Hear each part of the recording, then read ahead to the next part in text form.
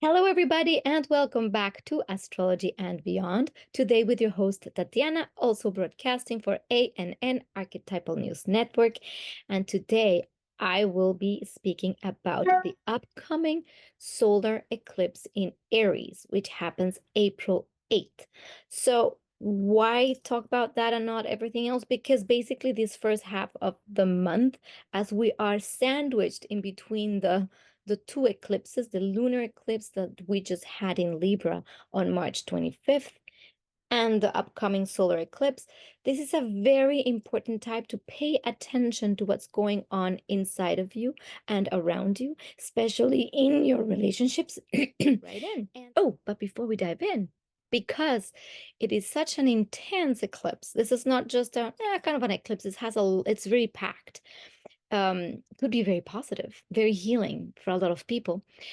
Um, I am offering the transits reports, the transits readings at 50% off for the month, and I'm going to be specifically targeting the eclipse. Anybody who identifies with some of this information and it's going through a rough time, I would say it's totally worth understanding how this eclipse is going to affect you and your personal transits and in your personal life. So just check that out. It's 50% off on the transits reading because the eclipse is part of the transits. And also for the solar returns for Aries people. And why? Because Aries people, this eclipse, might be a huge life changer for you. Very, very big new beginnings in significant ways. So if your birthday is in the Aries scope of life, then solar returns are also 50% off for the month of April for Aries people. Okay, so let's dive in. With that being said, let's share the screen. And by the way, I would like to ask my lovely viewers, um, because I received a comment that was very positive from one of the lovely viewers about sharing too much of the chart and very little of my little face over here.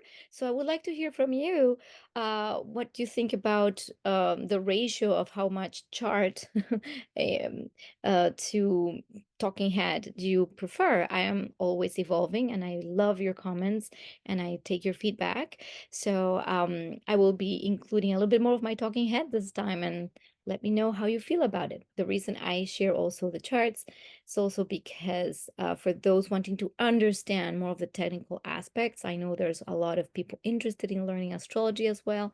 So this is a good, first little stepping stone. Anyway, that being said, let's start with eclipse. So the total solar eclipse. So this eclipse is a solar eclipse. As we know, eclipses, the lunar eclipse is when the Earth stands between the sun and the moon. And the solar eclipse is when the moon here, it's blocking the rays of the sun. And therefore, that's why we just see this from Earth. Okay. So basically, that's what happens during eclipse times. And it's also because it is a new moon. A solar eclipse is a new moon, but it's not just any new moon. It's when the new moon is near the nodes of the moon, north node or south node, then we have that as a solar eclipse. So solar eclipses are big, big, brand new moons. And I would like to share a little bit about why it's so important. Eclipses can be either underrated or overrated, depends on your perspective. I believe that the evolutionary path, and as an evolutionary astrologer, this is the way I see it. The North Node really is a point of destiny that is making these spirals into a collective and personal evolution. So I'm going to put like a little simple, kind of silly example. But let's say the North Node in your either personal life or as a collective. Let's say in a personal life, your North Node is, let's say it's in Aries or wherever it is. The North Node is like that acquired taste. let's say you're so used to apples, that's the south node, you have eaten apples, you know how to prepare them, you know how to eat them, you've done apple pie and apple crust and apple juice and apple this and apple that, and you know apple really well, right? So you eat it, you bake it, you know it, you're the master of it, and well, your soul is hungry for more, for something different in this lifetime. So the south node is not about completely dismissing or disregarding that you have acquired as gifts and knowledge and soul growth. The south node is more about really taking those gifts, but not making it the focus or priority. This lifetime, your north node is that acquired taste. So they put a pepper in front of you and you're like, no, thank you. I'm gonna eat apples. I know how to bake them. I like them. I'm gonna stick to my apple. But there's the pepper. And your soul wants to understand the flavors, the preparation of the pepper. But you're gonna look at it and you're gonna go, no, I don't know. I don't know how to do it. I don't even like the color or the smell. Maybe not, right? But like any acquired taste, when you start, it's like, but the more you do it, the more you understand it, the more you prepare it, the more you eat it, the more you fine tune it and find the most delicious recipes. You're like, oh my gosh, I cannot get enough of this. Like any acquired taste, or like a wine, wine is an acquired taste. Well, for some, I don't know. But that's a little bit how I see the North Node, is this thing that you're progressively moving towards, and this energy is something you are incorporating. So what does that have to do with this eclipse? Well, kind of everything, because eclipses happen on the nodes of the moon, meaning that at a collective level, there are really important jumps that the collective is doing in the direction of where the eclipse is happening. So when we have North Node eclipses, we like the solar eclipse right now is in Aries, which it's close to the North Node in Aries, which means that as a collective, we are making these huge leaps and bounds in the Aries energy as a collective. And the Aries energy, like any other energy, has light sides and shadow sides. And what we want is, usually when the eclipse happens, as the consciousness is blocked for that little portal of time, we can see the most shadow side of a sign. That's what shows up through the eclipse, so we can see how to choose its light side. I'm gonna put it kind of simply like that. But these are a few of the things that happen with eclipses, and solar eclipses in particular. So, and again, with my example of the North Node, this is the kinds of things we want to be looking at through this eclipse. So, new beginnings is a gigantic new moon. Solar eclipses mark the beginning of a new chapter, presenting opportunities for fresh starts and setting intentions for the future. And you want to sit in these new intentions in the positive or the most light side of the sign. I mean, you can choose to not do so, but the evolution wants us to see the shadow side of it so we can choose better to evolve into higher octaves of being, which is essentially evolution. Transformation, they can catalyze transformative experiences, prompting inner and outer changes that lead to personal growth and evolution. There you have it, revelation. Solar eclipses often bring hidden truths or insights to light, illuminating areas of our life that require attention or adjustments. In essence, it's illuminating the shadow. In essence, it's being in the shadow of the consciousness, so we can see and find what it is that we need to adjust in order to keep evolving to higher levels of ourselves. Destiny and fate, they are often linked to karmic events and significant life events that propel us along our destined path. Like any North Node, it's a destiny point, and destiny is something we will not be able to dodge, no matter how far away we get from our destiny points. These things, the more far and not in alignment we are with our destiny, the more these eclipses bring us back, like, and put us back into our alignment. And external events may occur. So solar eclipses can coincide with important events or developments on a global scale, impacting societies and collective consciousness, which is basically what I was saying about this collective North Node. And so let's look a little bit about what's going on with these eclipses. We saw that the lunar eclipse that just happened was in the South Node in Libra. And the solar eclipse that's coming along, the new beginnings, is in Aries. So all the positive qualities of Aries are about courage, about knowing that you can be a pioneer,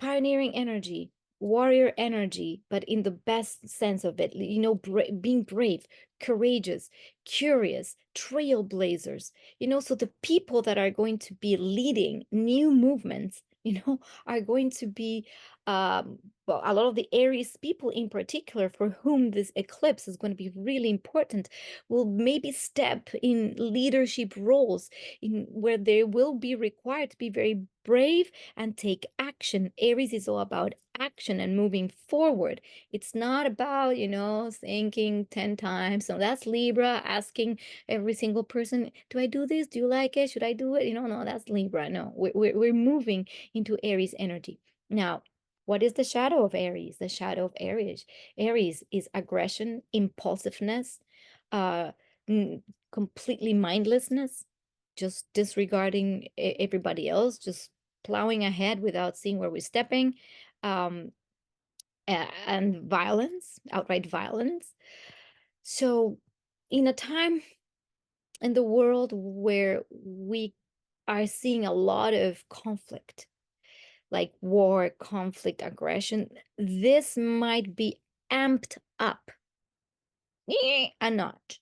So if in your own being you get triggered in a conflict and your first reaction is to go and charge and get that anger out, and, you know, I'm going to charge for the kill, well, this is where this is where things go sideways. And then you are left with picking up the pieces, right, of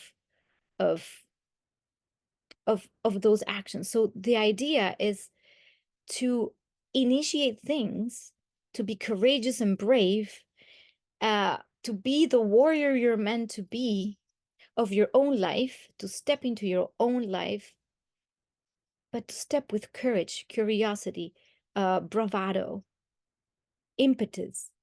Now, what's important also is to step into it with wisdom. And we'll see the part of the wisdom where it comes from. If you're not in alignment with your higher self and the highest good and for your soul, then we can fall very easily into the negative. And the energies are not here to make us do anything. We are completely and absolutely in charge of our free will. So it's up to us how we take this energy. So if conflict comes your way and you are trying to heal certain things around aggression, anger, okay, maybe this is a time to chill that out, you know, especially if the conflict has been presented during this portal of the eclipse, when the Libra energies that we talked about 2 weeks ago for the Libra South Node eclipse, lunar eclipse, where we need to let go of certain relationships and things that are not letting us move forward. This is karmic endings, things that are closing. And if we're still stuck in energies of conflict regarding people, codependency, you know, and it could be in the workplace, it could be partners, it could be like super committed relationships, like it could be anything. If it's toxic, if it's not promoting your evolution, it needs to go, and it will go. Now, how do we survive? Obviously survive. How do we ride an eclipse?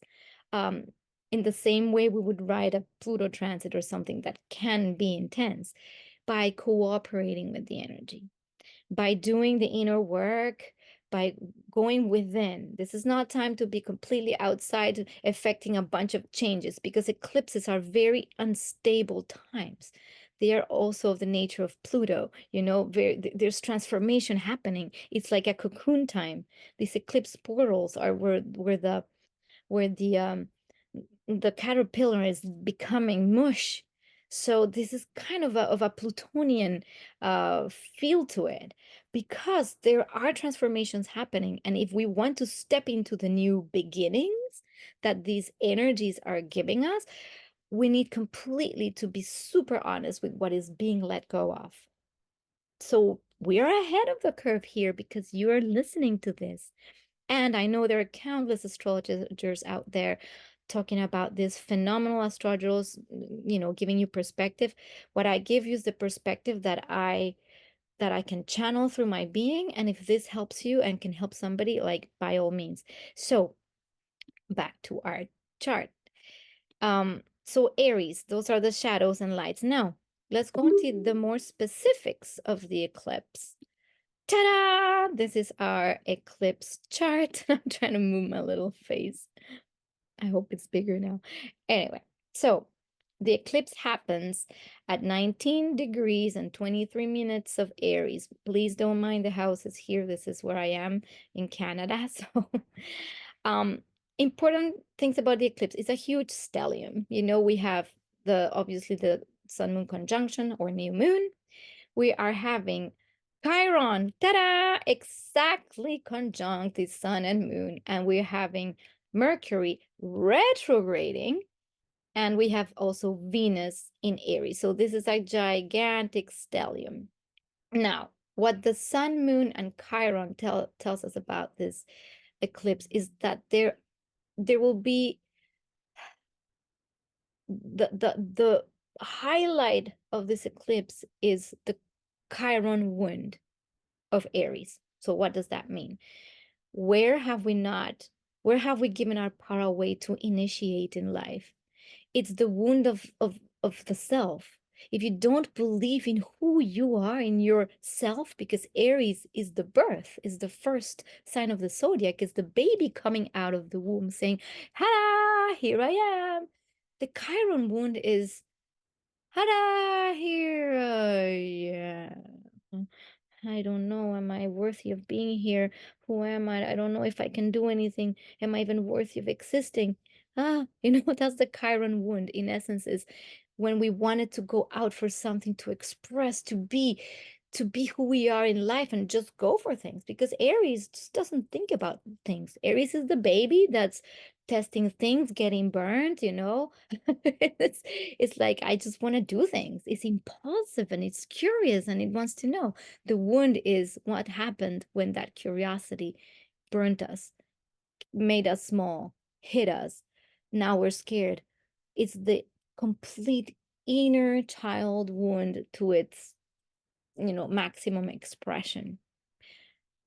For whatever reason, being on Earth, just even landing here, can be a very Chironian expression. We are separate from source, the source of all the divine, and we are almost made believe that we are separate completely, and that that's gone, and we're on our own, and that life is hard and it's about suffering in this dimension where we find ourselves. And the Chiron wound wants us to see that that is not essentially real. Yes, we've been through many, like, generation after generation after generation of pain and suffering and war. And again, this is like this wounded warrior that I was talking about, is where the masculine, because, and we're healing both feminine and masculine, because the moon is also there. We're trying to heal the ancestral wounds of our parents, grandparents, great grandparents. You know, the war between clans and people, and the eternal wars between one and the other and one the other. The only way we're ever going to get to unify our world is when we can heal those deeper wounds of separation that are so much in the soul. So Chiron in that placement will help us see where those wounds lie, where we have given our power away, where we're not standing up for ourselves, our truth, and the guidance that comes from within that will help us see. And who better to help us see that other people? And this is why we had this eclipse in Libra, because the other person, Libra represents the other, the one that shows me the mirror of me. I see myself in Libra. When I see the other, that's how I can see my blind spots, my pains, my fears, my copings, everything that I've had. So the other is a blessing. And this is why conflict might be like center stage in this time of the Libra Aries uh, uh, eclipses, because through conflict is where we're going to be able to see ourselves better. It's through the other. So if we're still stuck in the blame game, I hate you, I'm going to kill you, you're the bad person, you're the enemy, we can find enemies everywhere, from the government to our spouses to our friends to our co-workers to our whoever. There's always going to be someone we're going to point the finger at. Now, what the intention of this eclipse is, well, if I cannot see myself, and this is more the previous eclipse, if I have seen myself and I can understand what are the things that I am changing about myself, and I'm releasing this wounding, then when the solar eclipse happen, we might see even more intensification of not being able to feel who we are, to finally say, this is who I am, and I love myself, and I'm going to step with courage into my own path. I'm not going to live somebody else's life, and I'm not going to fall into the web of all the energies that are trying to steer me everywhere. This is really about stepping in and taking that opportunity. And we will see it, and each person is going to be affected in different ways. But especially Aries people, you're going to be like majorly affected. Aries, Libra, Cancer, and Capricorns. Oh boy, are you going to be feeling this eclipse in your lives.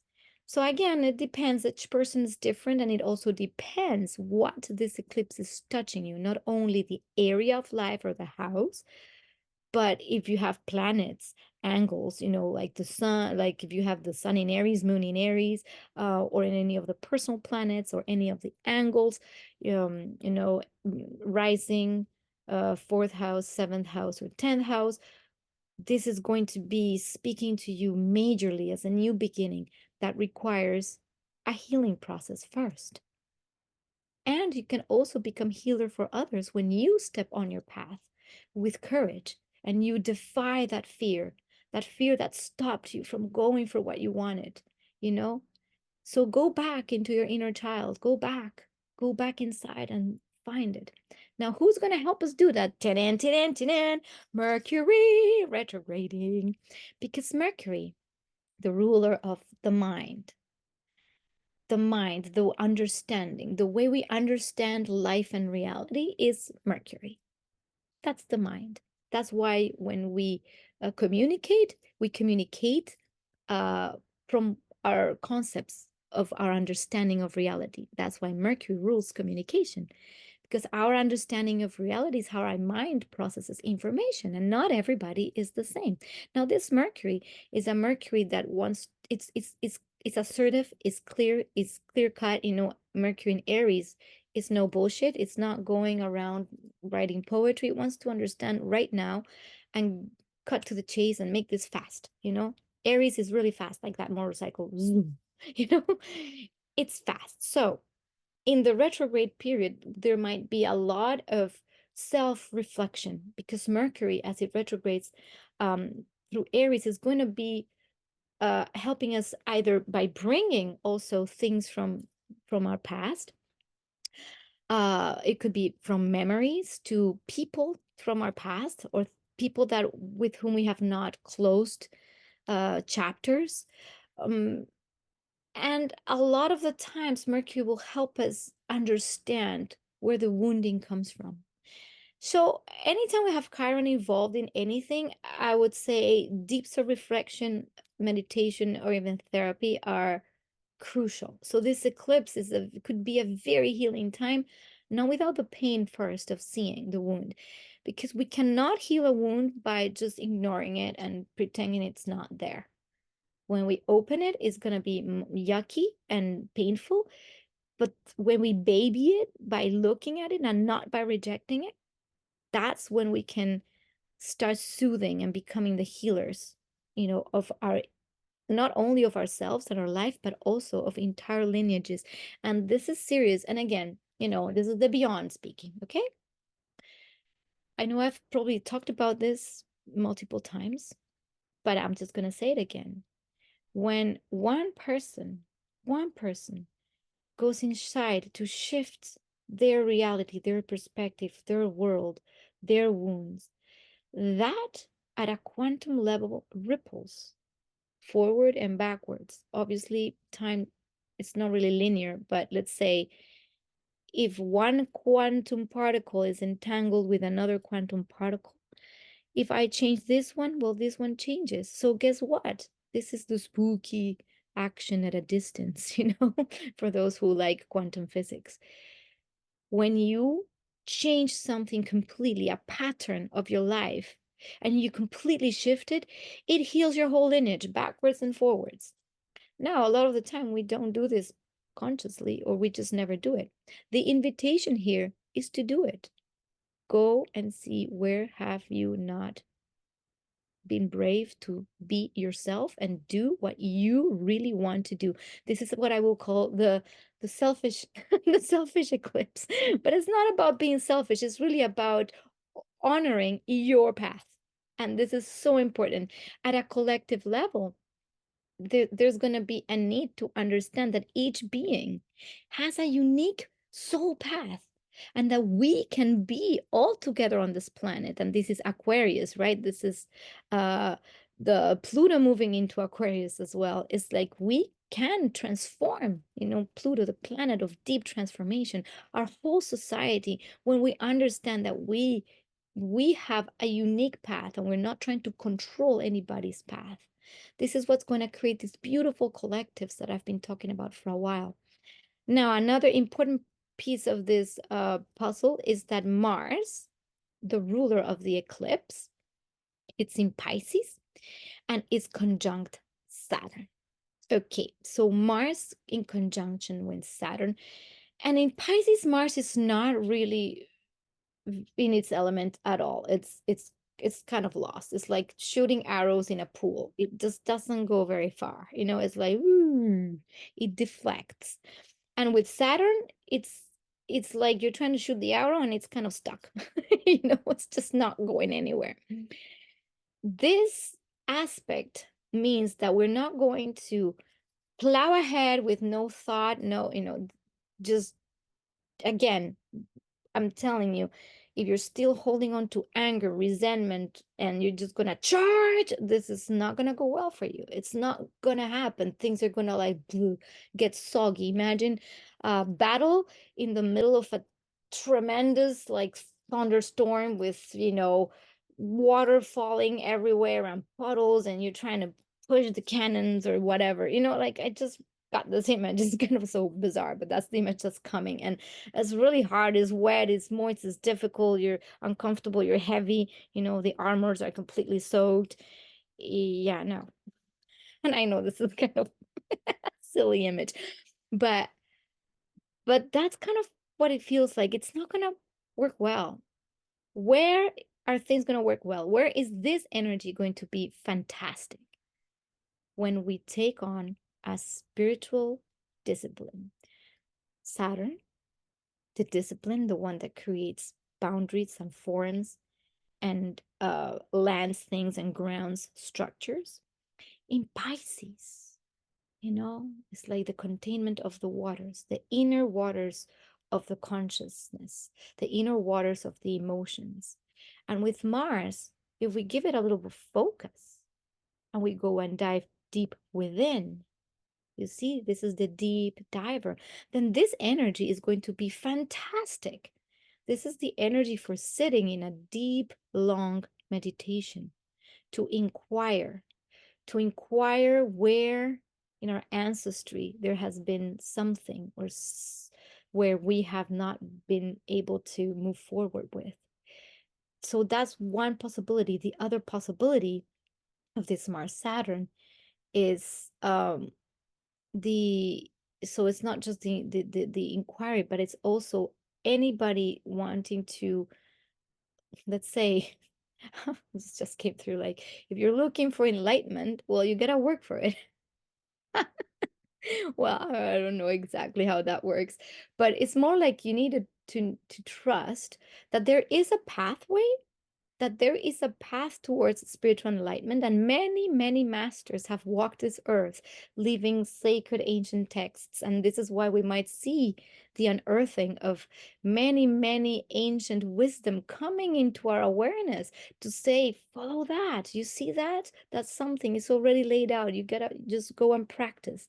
Is the practice of the Tai Chi, you know, is the practice of the and not even, yeah, it's like a martial art that is rooted in spirituality. That's why I see Tai Chi, it's just Qigong, gather, like it's like the Shaolin monks. They're not just like sitting only in meditation. They meditate while they gather energy, and they understand the the the inner works of energy. So this is a great, absolutely phenomenal time to start a spiritual practice if you don't have one yet. And if you do, just dive deeper, because this is going to give you enormous tools for resilience, and resilience within a world that might seem like it's collapsing and crazy and on the verge of explosion. Because Aries, we might see a lot of the anger, the war, the fear, all of that will come up. So when that happens, who are you? How do you keep your center? And how do you keep knowing and rooted that there is something much bigger? This is the Pisces realm. Something much bigger that is driving the show. And it's not you. It's not your little ego. So people that are still really stuck to their ego desires, this eclipse is going to go ping, ping, ping, ping. Okay. So this is a little bit of that energy. Now, obviously, this eclipse is happening also as this conjunction of Jupiter and Uranus is coming closer and closer and closer to being exact.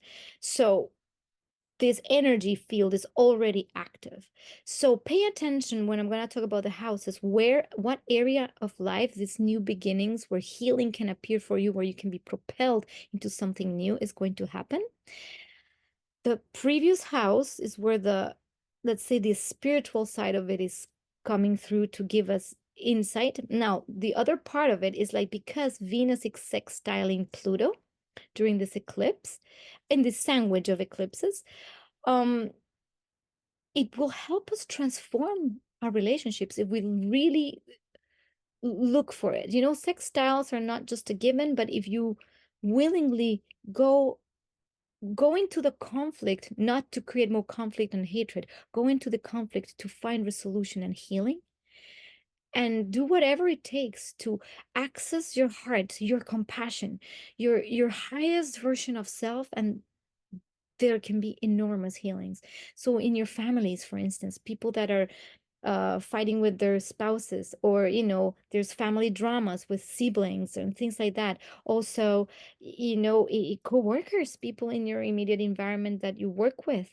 It could also be people you live with. Anyone, everyone at this moment is a magnificent opportunity for healing ancestral wounds. So, and when this conjunction happens, the next house over, there's going to be a massive expansion in the Taurus house of your chart. So all right, so that's it for the summary of the eclipse, and I will probably be doing a separate video for the horoscopes, which is each how the eclipse is going to affect you directly. And yeah, so wait for that, because it's another whole big piece, and I don't want to take up too much time for this one. So we will go into the horoscopes in the next video. So stay attentive to that, and I will see you very, very soon. Please feel free to like, share, subscribe if this is giving you some kind of insight. At least you already know what this eclipse is going to be about. Blessings.